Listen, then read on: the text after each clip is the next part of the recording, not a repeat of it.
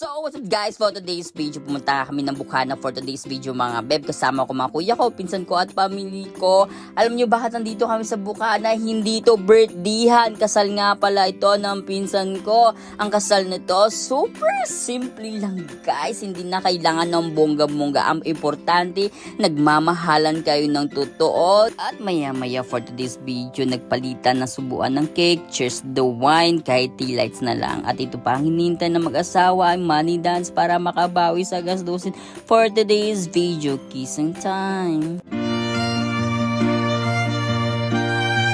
I just want to say congratulations both of you. Love you guys. Wish ko sa mag-asawa ko, sana mas tumatag pa sila. Mas lumawak pa yung pag-unawaan nila sa bawat isa.